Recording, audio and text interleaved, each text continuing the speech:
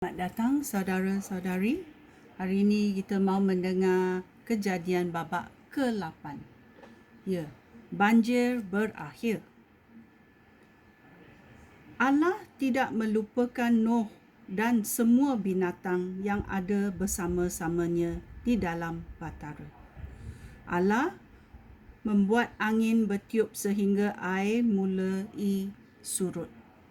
Segala mata air di bawah tanah dan pintu air di langit ditutup. Hujan berhenti. Lalu air semakin surut. Selepas 150 hari, paras air tidak berapa tinggi lagi. Pada hari ke-17, bulan ke-7, batara itu terkandas di sebuah puncak di banjaran Ararat. Air semakin surut dan pada hari pertama bulan ke-10, puncak-puncak gunung mulai kelihatan. Selepas 40 hari, Nuh membuka sebuah tingkap batara lalu melepaskan seekor burung gagak. Burung itu tidak kembali tetapi terbang kian kemari sehingga air banjir surut sama sekali. Sementara itu, Nuh melepaskan seekor burung merpati untuk mengetahui sama ada air sudah surut. Oleh sebab air masih meliputi seluruh muka bumi, burung merpati itu tidak mendapat tempat untuk hinggap. Burung merpati itu kembali ke batara. Nuh menghulurkan tangannya lalu membawa burung itu ke dalam batara. Nuh menunggu selama 7 hari lagi. Kemudian melepaskan burung itu semula.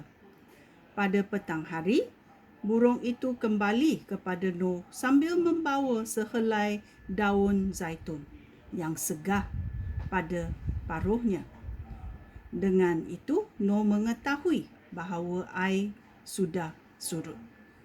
Dia menunggu selama 7 hari lagi, lalu melepaskan merpati itu sekali lagi. Kali ini, merpati itu tidak kembali. Ya.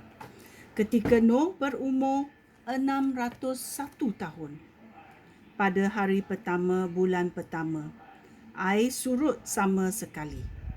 Nuh membuka bumbung batara dan memandang di sekelilingnya. Dia mendapati permukaan tanah sudah mulai kering. Pada hari ke-27 bulan kedua, bumi telah kering. Kemudian Allah berfirman kepada Nuh, "Keluarlah dari batara bersama-sama isteri kamu, anak-anak kamu serta isteri-isteri mereka." Ya. Dalam ayat 15 kita mendengar bahawa Tuhan berfirman dan berkata kepada Nuh dalam perjalanan 150 hari dan kemudian dalam banjir itu, Nuh membuat banyak benda, tetapi dia tidak melepaskan binatang-binatang atau membuka pintu batara itu sebelum dia mendengar perintah Tuhan. Ya, ini sungguh penting dalam hidup kita.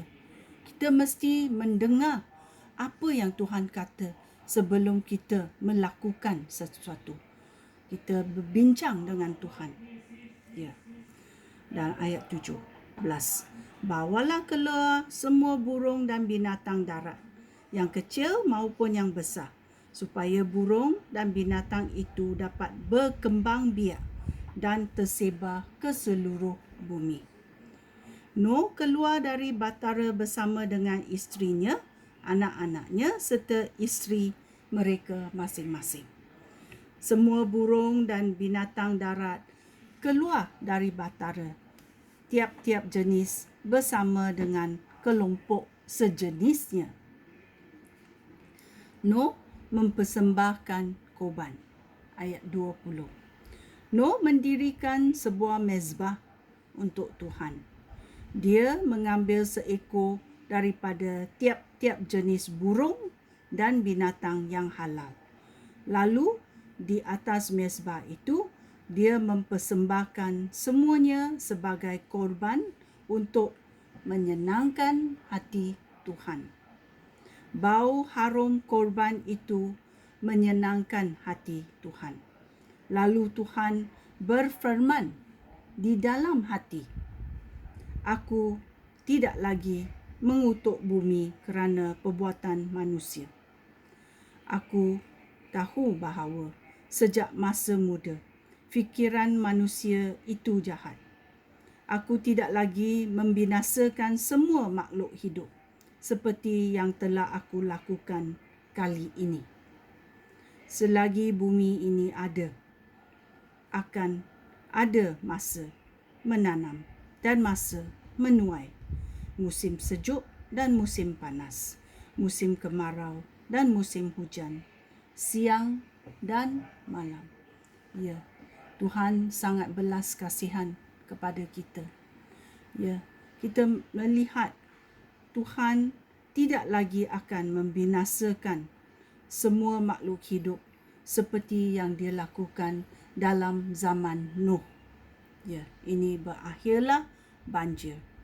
Ya, dan Nuh mempersembahkan korban kepada Tuhan untuk berterima kasih kepada Tuhan. Sekian, terima kasih. Shalom.